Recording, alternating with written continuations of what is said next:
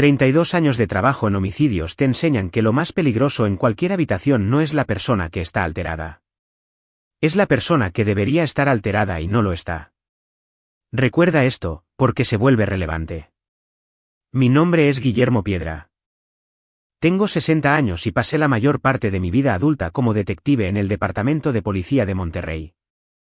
20 de esos años los pasé en homicidios, los últimos 12 como investigador principal dirigiendo casos que otros detectives habían dado por perdidos.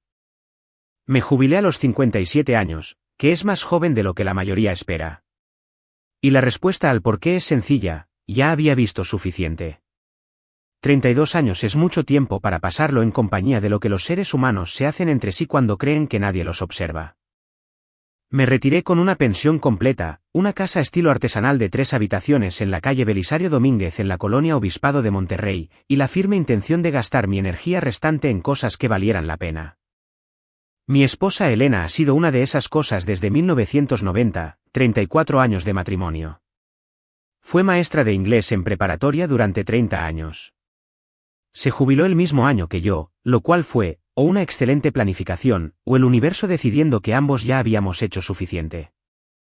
Elena tiene 58 años y es el tipo de mujer que gana discusiones citando telenovelas, y de alguna manera, nunca se equivoca. Tiene opiniones firmes sobre la gramática, opiniones débiles sobre los deportes y la paciencia específica de una persona que pasó 3 décadas lidiando con salones llenos de adolescentes sin perder su calidez fundamental. He visto una gran cantidad de sufrimiento humano en mi carrera. Nada de eso me preparó para lo que encontré un miércoles por la tarde en agosto. Había estado en Saltillo, la capital del estado de Coahuila, a casi 2 horas por la autopista 40D, para dar mi testimonio como perito en un caso de litigio civil. Ahora testifico un par de veces al año como parte de mi trabajo de consultoría para despachos de abogados. Paga razonablemente bien y mantiene la mente aguda, lo cual, a los 60 años, no es poca cosa. Se esperaba que el caso durara 2 días. Me fui el martes por la mañana, 6 de agosto. Elena se despidió desde el porche. Le dije que regresaría el jueves. El miércoles por la mañana, los abogados del demandante y la defensa llegaron a un acuerdo antes de que yo terminara mi café del hotel. Caso cerrado. Entregué la habitación, eché mi maleta en la camioneta y tomé la autopista en dirección sureste. Me detuve en un puesto a la orilla de la carretera nacional, a unos 20 minutos de Monterrey, administrado por un hombre llamado Don Ernesto, que lleva vendiendo cacahuates hervidos en el mismo lugar desde hace aproximadamente 30 años. A Elena le encantan los cacahuates hervidos de la misma manera que algunas personas aman el buen vino, con verdadera experiencia y preferencias firmes sobre el nivel de sal. Compré medio kilo de cacahuates con especias estilo Cajún y los puse en el asiento del copiloto, porque iba a llegar un día antes y sorprender a mi esposa con su botana favorita, y ese era un buen plan. Todavía creo que era un buen plan. Simplemente no fue lo que pasó después. Di vuelta en la calle Belisario Domínguez a las 2:17 de la tarde y vi la camioneta de Bruno en la entrada. Bruno es mi hijo. Tiene 32 años y trabaja en construcción residencial en el área de Monterrey. Está casado con Carla, de 29 años, con quien lleva 3 años de matrimonio. Es el tipo de mujer que siempre es un poco más cálida por teléfono que en persona. Tienen su propia casa de renta en Apodaca. Bruno no hace visitas inesperadas. Bruno apenas hace las visitas programadas sin que haya un recordatorio de por medio. Así que me quedé sentado en la camioneta por un momento. No mucho, tal vez 30 segundos. Solo lo suficiente para darme cuenta de que algo andaba mal. Quiero explicar algo sobre trabajar 32 años en homicidios. Desarrollas una sensibilidad hacia lo incorrecto que opera por debajo del pensamiento consciente. No es paranoia. La paranoia es indiferenciada. Esto era lo opuesto. Extremadamente diferenciado. Algo en específico andaba mal. Aún no sabía qué era, pero estaba a punto de descubrirlo. Dejé los cacahuates hervidos en la camioneta. Algo me decía que no iban a ser relevantes de inmediato. La puerta principal no tenía seguro. La empujé y entré a la sala. Bruno y Carla estaban sentados en el sofá. Aquí está lo que necesito que entiendan sobre lo que vi, porque este es el detalle que sobresalió de entre todo lo demás. Este es el detalle al que siempre regreso. No estaban viendo la televisión. No estaban en sus teléfonos. Simplemente estaban sentados uno al lado del otro, con las manos en el regazo, en esa quietud particular de dos personas que ya han asimilado lo peor de cualquier noticia que está por llegar y ahora están esperando el siguiente paso. Bruno levantó la vista. Mi hijo, a quien crié en esta casa, el que solía quedarse dormido en este sofá viendo partidos de fútbol, miró a su padre entrar por la puerta principal un día antes de lo previsto sin un solo destello de sorpresa. Ni un respingo, ni un, papá, ¿qué haces aquí? Ni siquiera un agrandamiento de ojos. Solo una mirada lenta y calculadora. Pasé 20 años leyendo a sospechosos en las salas de interrogatorios. Sé exactamente cómo se ve una respuesta controlada. Conozco la microexpresión que ocurre cuando una persona ve algo inesperado y reprime la reacción en tiempo real. Conozco la diferencia entre compostura y compostura actuada. Bruno Piedra actuó su compostura. Carla sonrió. Era una sonrisa completamente equivocada para la habitación. Pequeña y cuidadosa. El tipo de sonrisa que pertenece a un evento de negocios, no a la sala de una casa donde algo ha salido mal. Papá, la voz de Bruno era serena. Oye, regresaste temprano. No dijo, papá, gracias a Dios que estás aquí. Tampoco dijo, pasó algo, mamá está en el hospital. Solo, regresaste temprano. ¿Dónde está tu madre? Mi voz también sonó serena. Tenía 32 años de práctica manteniendo la serenidad. Se aclaró la garganta. Mamá tuvo un episodio esta mañana. Está en el Hospital San José. Dijeron que está estable. ¿Cuándo pasó esto? ¿Esta mañana? Alrededor de las 8. ¿Y a qué hora me llamaron? Una pausa. No muy larga. Medio segundo. Estábamos a punto de hacerlo. Estábamos a punto de hacerlo. Mi esposa llevaba 6 horas en terapia intensiva y apenas estaban a punto de llamar. Puse mi maleta en el suelo, junto a la puerta. No la aventé. No levanté la voz. Miré a mi hijo durante exactamente 3 segundos. Y, sea lo que sea que haya visto en mi rostro en esos 3 segundos, hizo que bajara la mirada hacia el suelo. Voy al hospital, le dije. No vayan a ninguna parte. Volví a mi camioneta en 45 segundos. Camino al Hospital San José, llamé a Gerardo Castro. Gerardo tiene 62 años y pasó 28 años en la policía de Monterrey conmigo. Un sargento. Uno de los buenos. El tipo de policía alrededor del cual se construyen los departamentos y al que casi nunca se le reconoce adecuadamente hasta que se va. Se jubiló 6 meses antes que yo y vive en San Pedro Garza García, cruzando el puente atirantado. Contestó al segundo timbre. Gera, acabo de regresar de Saltillo y encontré a Bruno y a Carla sentados en mi sala como si hubieran estado allí todo el día. Hice una pausa. ¿Gera? Mi hijo no reaccionó cuando entré. Un silencio al otro lado de la línea me indicó que Gerardo había escuchado lo mismo que yo. ¿Cuánto tiempo lleva ella ahí? 6 horas, aparentemente. Apenas me iban a llamar. Otro silencio. Luego, en voz baja, Guillermo, ¿quieres que vaya? Le dije, todavía no. Deja que llegue al hospital primero. Te llamo. El Hospital San José se encuentra sobre la avenida Morones Prieto, a unos 10 minutos de la calle Belisario Domínguez en un día despejado. Llegué en 7. No aceptaré preguntas al respecto. ¿La doctora? Patricia Olvera me recibió en la estación de enfermeras.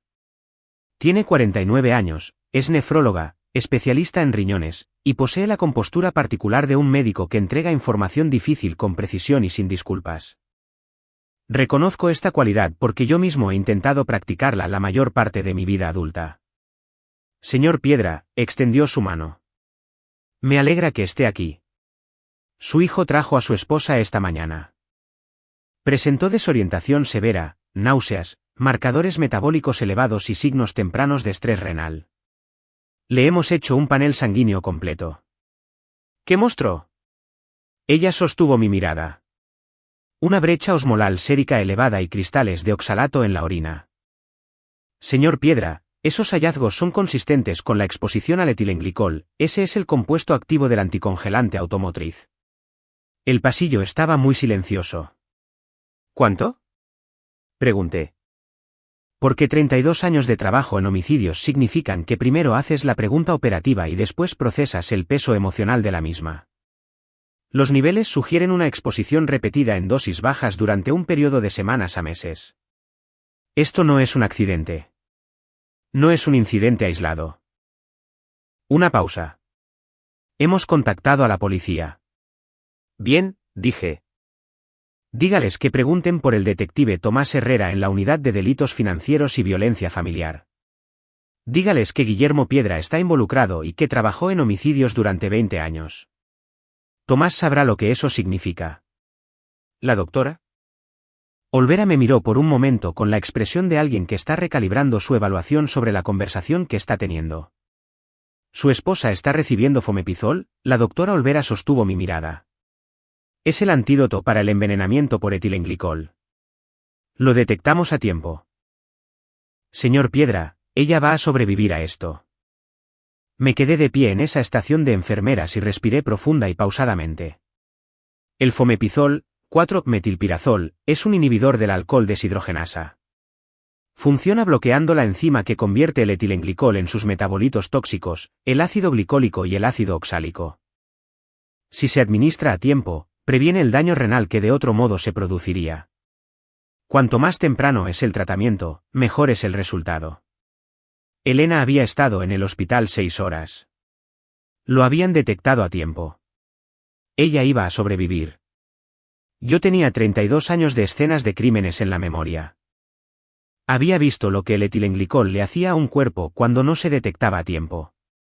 Me quedé en ese pasillo y estuve agradecido, con la intensidad particular de un hombre que sabe exactamente cómo se ve la alternativa, de que ella iba a estar bien. Luego, caminé hacia la ventana al final del pasillo, saqué mi teléfono y comencé a hacer lo que pasé 32 años aprendiendo a hacer. Volví a la sala de mi hijo en mi mente. La quietud, la mirada controlada, la sonrisa equivocada. 6 horas y estábamos a punto de llamar. Esto es lo que sabía sobre las finanzas de Bruno y lo que estaba empezando a entender sobre los cálculos de Carla. Bruno había estado apostando, no de manera casual, de la forma en que los hombres de cierta edad apuestan en los partidos de fútbol y lo llaman pasatiempo. De manera seria. Las apuestas deportivas en línea, cuya regulación se expandió en México para plataformas móviles en años recientes, habían hecho lo que las apuestas siempre le hacen a las personas con poco control de impulsos. Habían tomado la mala racha de Bruno y la habían convertido en un pozo sin fondo. Había mencionado pérdidas de $172,500 pesos en una cena familiar en enero. De esa forma vaga y evasiva en la que la gente menciona cifras, esperando que sean asimiladas sin preguntas de seguimiento. Lo había notado. Tenía la intención de tener una conversación real al respecto. Aún no lo había hecho. Carla había estado en la casa en marzo. Ella y Elena tomaron café en la mesa de la cocina. Elena no guarda secretos, lo cual es una de las cosas que más amo de ella, y una de las cosas que la hizo vulnerable en esta situación. En algún momento durante esa visita, la conversación giró hacia las finanzas, como a veces sucede en las pláticas entre suegras y nueras. Elena mencionó la póliza de seguro de vida, $14,000,000 de pesos. Beneficiario, Guillermo. Una cobertura estándar para una pareja jubilada que había planeado sensatamente durante 34 años. Yo había dirigido suficientes casos de homicidio para reconstruir lo que sucedió después en la cabeza de Carla. Escuchó la cifra, la archivó en su mente, fue a casa e hizo los cálculos matemáticos. Elena muere. Guillermo cobra $14,000,000 de pesos. Un esposo en duelo con un hijo en crisis financiera. Un hijo al que Carla había estado controlando durante 3 años. ¿Y qué tan difícil sería pedir ayuda? ¿Qué tan difícil sería presentar un préstamo que nunca se pagaría como algo natural que un padre hace por su hijo en el peor momento de su vida? No era un plan sofisticado. Los planes más peligrosos rara vez lo son. Solo son pacientes. Carla había sido paciente de marzo a mayo. 2 meses enteros de visitas regulares los martes, el proyecto del jardín, el café de los martes por la mañana, la lenta construcción de la rutina y la confianza. Luego, comenzó a agregar etilenglicol al jugo de naranja de Elena por las mañanas. Una pequeña cantidad cada vez, constante, acumulativa, indetectable a menos que alguien ordenara el panel correcto y supiera lo que estaba buscando. Bruno lo sabía. Aún no sabía cuánto sabía, ni en qué momento el saber había pasado de la sospecha, al silencio, y luego a la complicidad. Establecer eso era el trabajo de Tomás. Pero yo sabía que Bruno lo sabía, porque cuando entré por la puerta principal un miércoles por la tarde, mi hijo levantó la vista y no reaccionó. Un hombre con 32 años de experiencia leyendo a las personas supo de inmediato que la quietud en esa habitación no era dolor. Era la de un hombre que ya había procesado lo que estaba sucediendo y había hecho las paces con dejar que continuara. Y eso me dijo todo lo que necesitaba saber. Regresé caminando a la estación de enfermeras y pedí una pluma. Luego me senté en una silla en ese pasillo y comencé a hacer la lista de todo lo que necesitaba hacer en las siguientes 12 horas. Primero en la lista, bloquear todas las cuentas a las que Bruno y Carla tenían acceso. Figuraban en una cuenta de cheques conjunta, un fondo de emergencia familiar en el que Elena había insistido hace 3 años, cuando Bruno y Carla se casaron. 2 clics en la aplicación de mi banco. ¿Hecho? Segundo, llamar a Gerardo Castro y decirle que viniera. Tercero, llamar a Tomás Herrera. Cuarto, ir a ver a mi esposa. Aún no sabía qué tan claro iba a ser el rastro de evidencia. No sabía que Carla había pagado en efectivo las 2 primeras compras y había usado una tarjeta de débito para la tercera porque se había quedado sin efectivo, y pensó que la refaccionaria en la avenida Sendero, en Apodaca, no tenía cámaras. Sí tenía cámaras, pero a eso llegaremos después. Elena estaba en la habitación 412 cuando entré. He estado en hospitales más veces de las que puedo contar.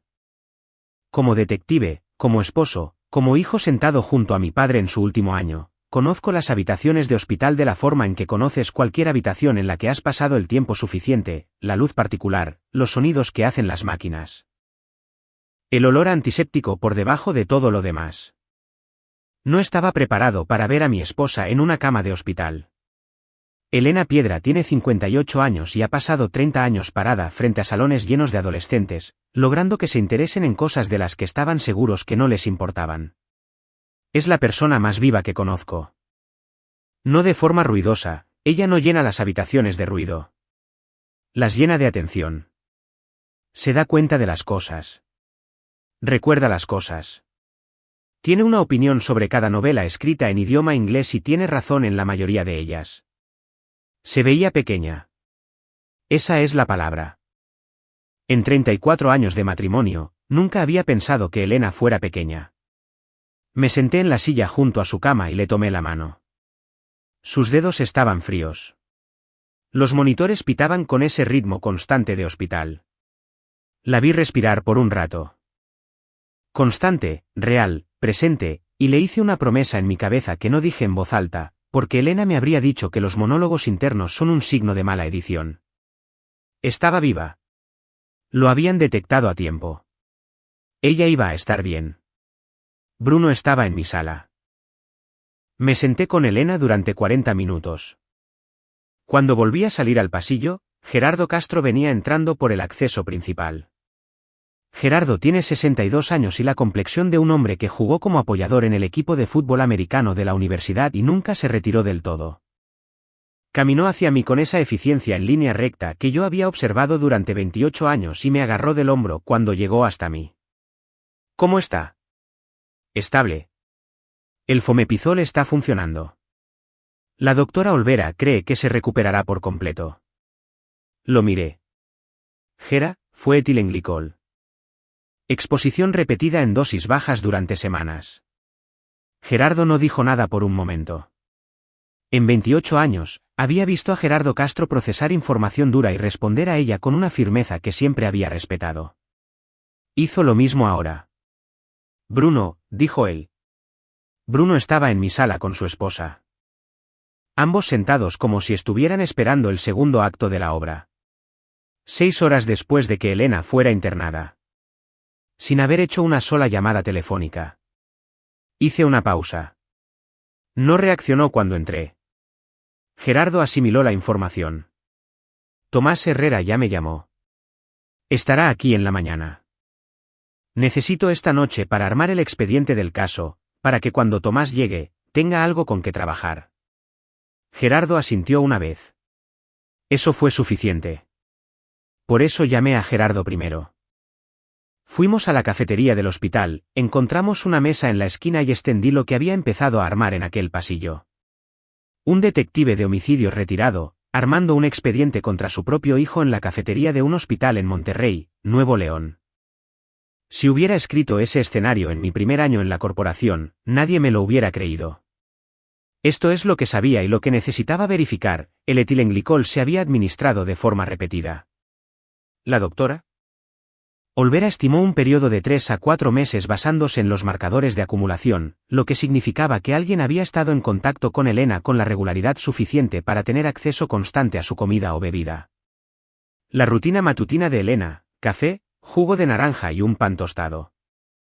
Todos los días, sin falta, durante 34 años. El jugo de naranja era el vector obvio. De color claro y ligeramente dulce. El leve dulzor del etilenglicol quedaría completamente enmascarado. ¿Quién tenía acceso regular a la casa? Bruno y Carla venían a cenar aproximadamente 2 veces al mes. Más recientemente, haciendo memoria, Carla había comenzado a venir con mayor frecuencia los martes por la mañana, supuestamente para ayudar a Elena con un proyecto de jardinería que habían comenzado en la primavera. Elena lo había mencionado de pasada. Yo no le había dado importancia. Los martes por la mañana, cuando Guillermo Piedra estaba fuera de la casa en su llamada semanal de consultoría con un despacho de abogados en Saltillo. Por supuesto, necesitaba los registros de compra. El etilenglicol se vende comercialmente en refaccionarias y ferreterías.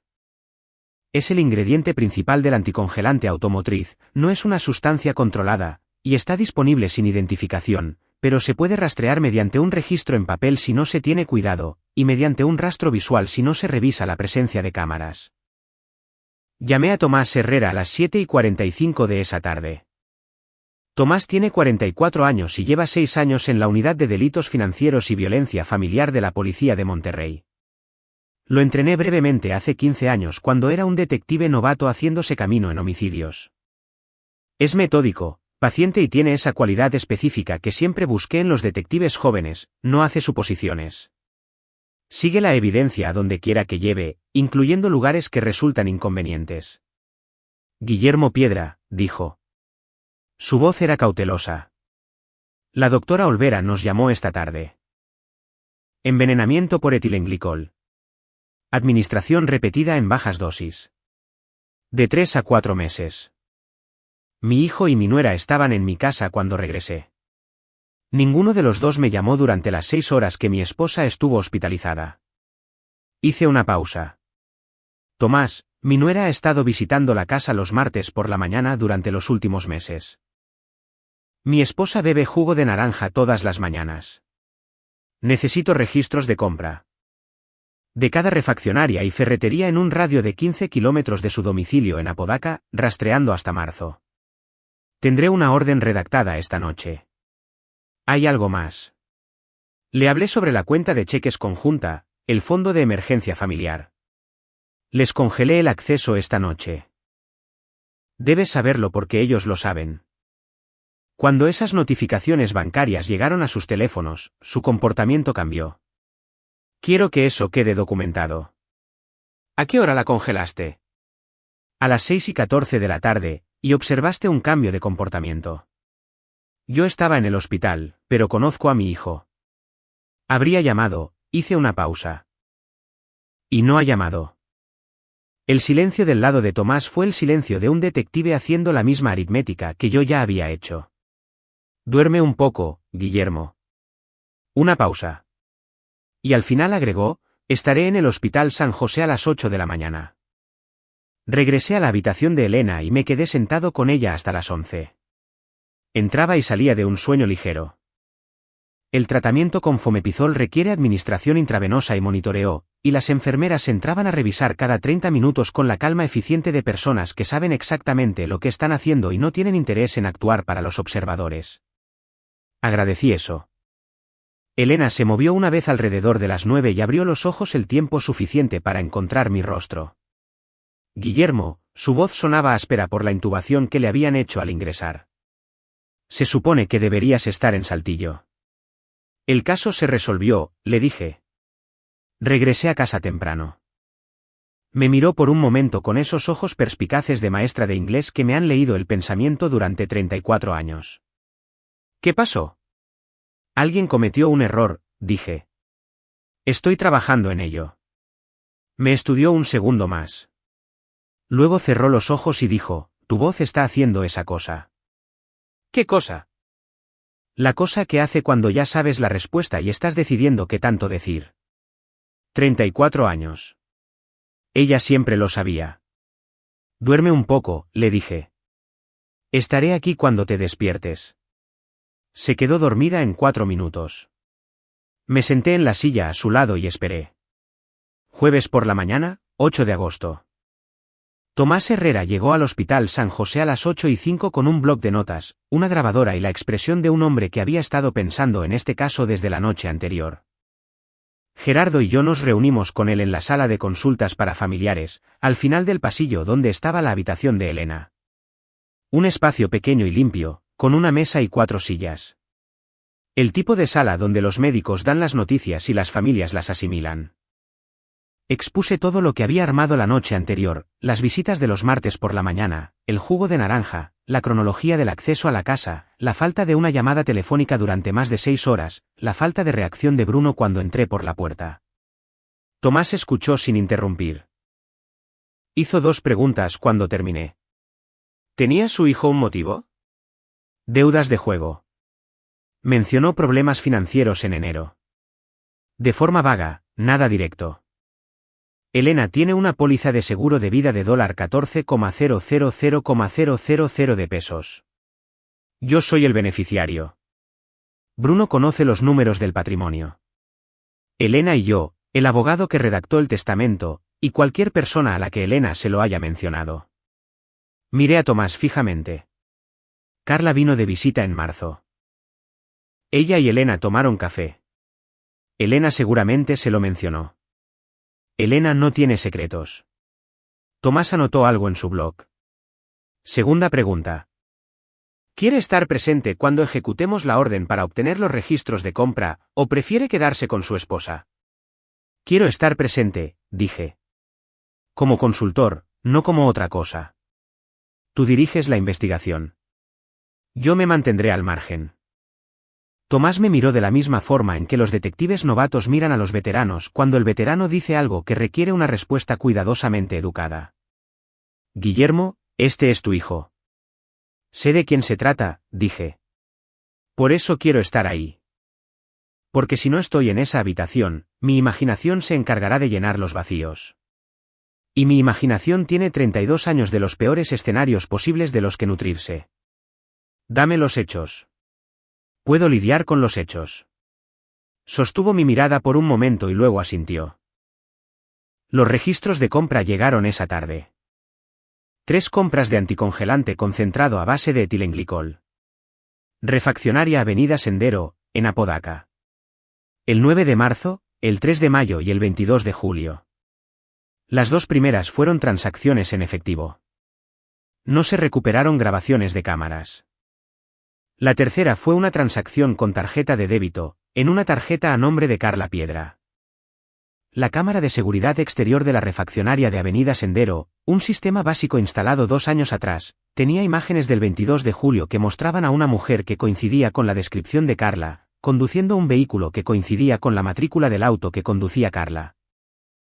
Comprando el concentrado de anticongelante a las 9:43 am de un martes por la mañana, 2 horas antes de su visita habitual a Elena en la calle Belisario Domínguez.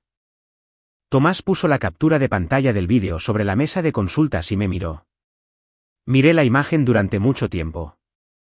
Veía a la mujer con la que mi hijo se había casado 3 años atrás, de pie frente al mostrador de una refaccionaria en Apodaca, comprando aquello que le iba a poner al jugo de naranja de mi esposa. He mirado fotografías de escenas de crímenes durante 32 años. Me he sentado en las mesas de interrogatorios frente a personas que habían hecho cosas que a duras penas podía procesar.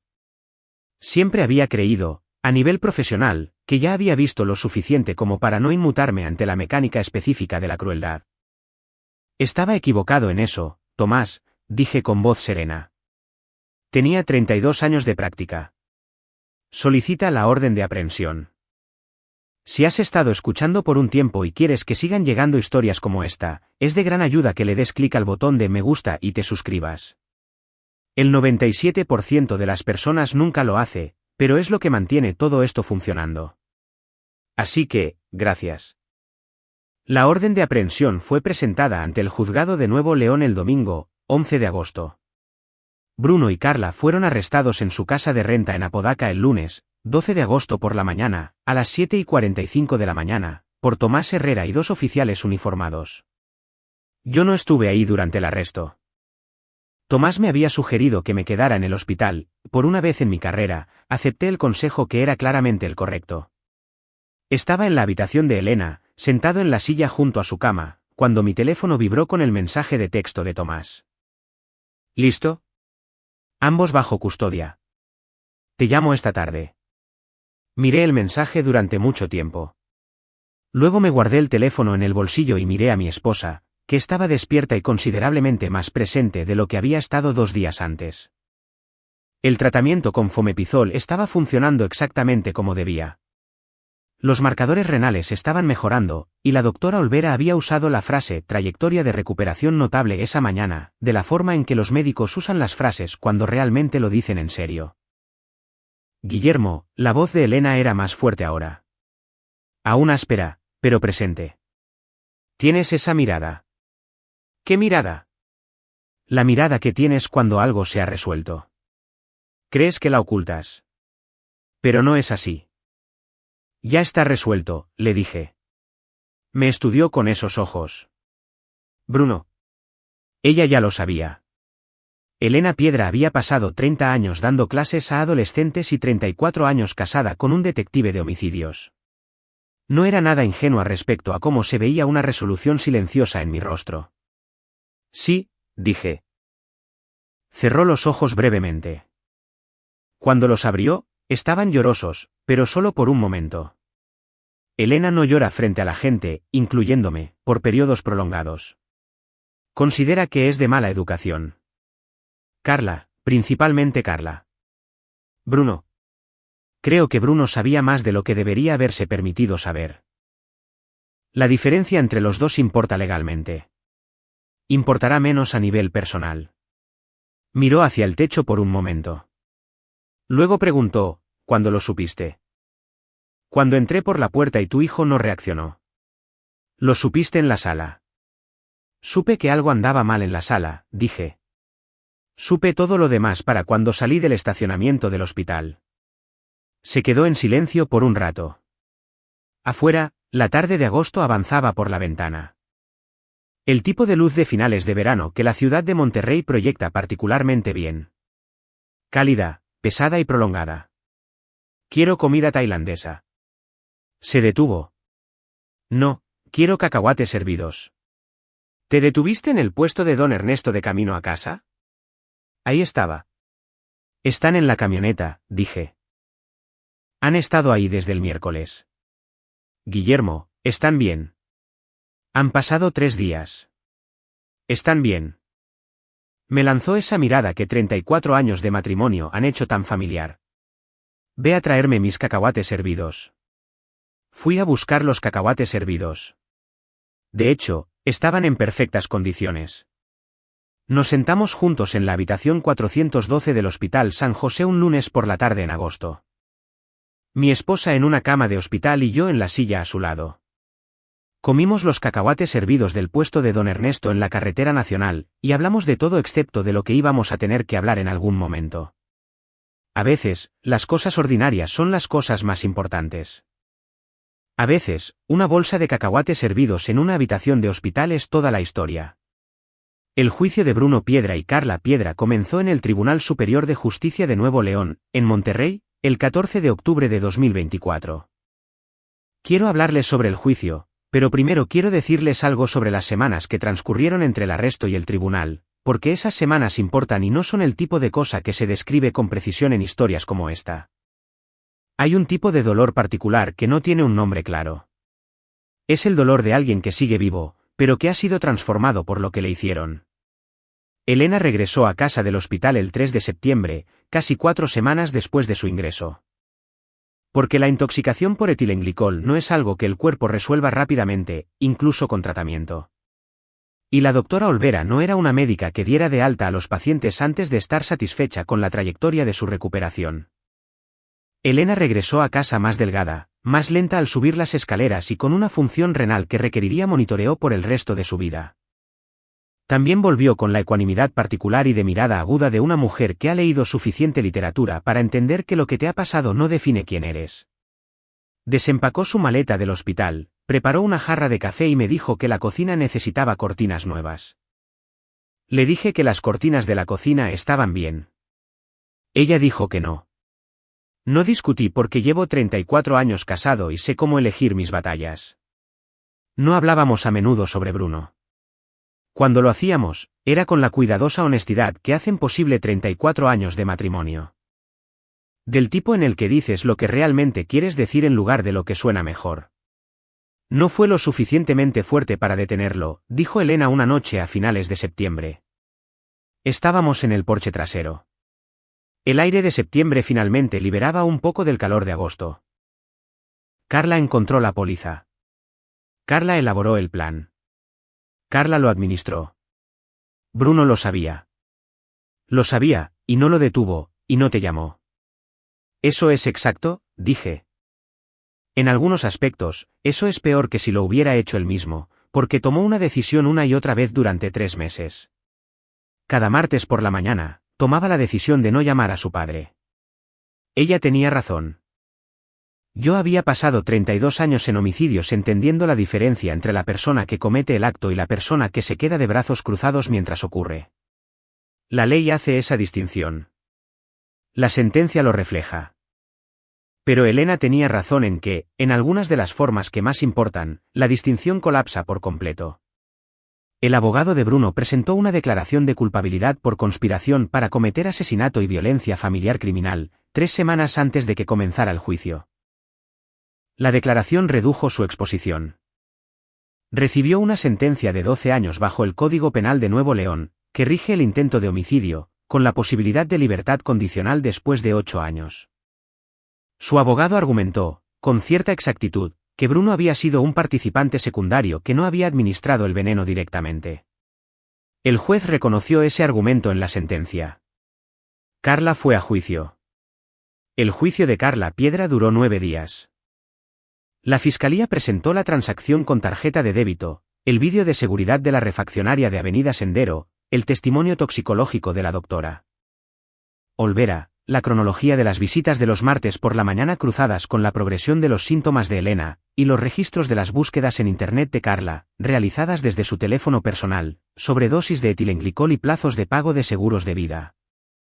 Esas búsquedas comenzaron en marzo de 2024, 2 días después de su visita para tomar café con Elena, durante la cual ella había mencionado la póliza de seguro.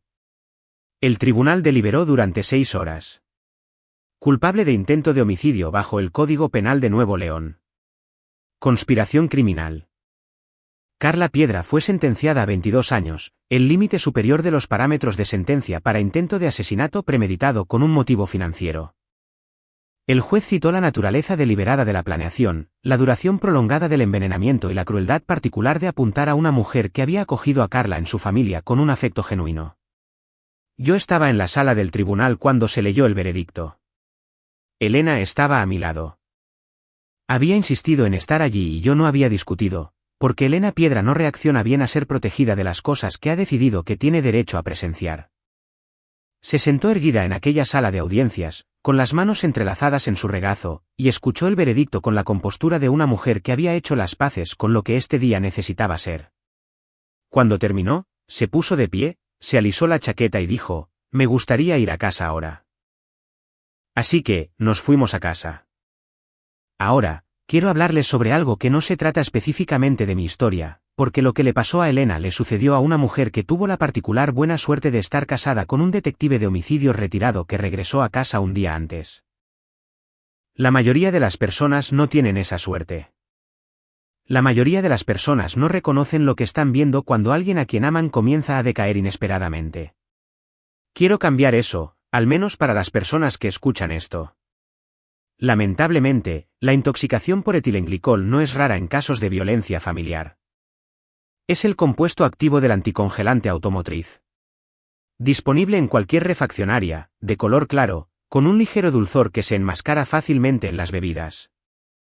Cuando se administra en pequeñas dosis repetidas a lo largo del tiempo, causa daño renal progresivo, acidosis metabólica y síntomas neurológicos que frecuentemente son diagnosticados erróneamente como otras condiciones, fatiga crónica, enfermedades gastrointestinales o pérdida de peso inexplicable.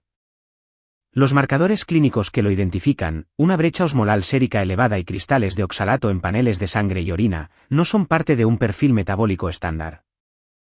Deben ordenarse de forma deliberada, lo que significa que un médico tiene que considerar la posibilidad de envenenamiento antes de realizar la prueba. Si alguien a quien amas está experimentando un deterioro inexplicable, náuseas progresivas, desorientación, fatiga que no responde al descanso, cambios en la función renal, y la causa no puede ser identificada, tienes derecho a preguntarle directamente a su médico sobre una exposición tóxica. Tienes derecho a pedir un panel metabólico completo que incluya la brecha osmolar. Tienes derecho a preguntar si se ha considerado y descartado el envenenamiento. Estas no son preguntas paranoides. Son preguntas médicas razonables. Un buen médico no se ofenderá por ellas.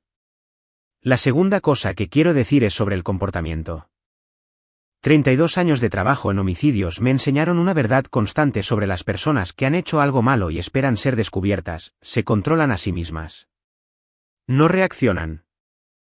Actúan una compostura de una forma que es sutil y mensurablemente diferente de la compostura real, porque la compostura real proviene de la ausencia de algo que ocultar, y la compostura actuada proviene de la supresión activa de algo que busca salir a la luz. Lo vi en Sospechosos durante 3 décadas. Lo vi en mi sala un miércoles por la tarde en agosto. Si entras a una habitación donde algo anda mal y las personas que deberían estar alteradas no lo están. Si sientes esa incorrección particular y diferenciada que no es ansiedad, sino información, confía en ella. No la justifiques. No te digas a ti mismo que estás exagerando. Tu sistema nervioso está procesando algo real. Deja que te diga qué es. La tercera cosa, documenta todo. En el momento en que salí de esa sala, comencé a construir un registro. La hora a la que llegué, exactamente lo que observé, las palabras dichas, el bloqueo de la cuenta bancaria, y cada acción posterior con su hora exacta. Esa documentación fue parte del expediente de pruebas de la Fiscalía. Un detective retirado hace esto de forma instintiva. La mayoría de las personas no, pero cualquier persona puede hacerlo. Tomar notas en tu teléfono con la hora y fecha no cuesta nada y puede significar todo. Si te gustó esta historia, únete a nuestra comunidad dándole clic al botón de me gusta y suscribiéndote para más relatos centrados en dinámicas familiares como este.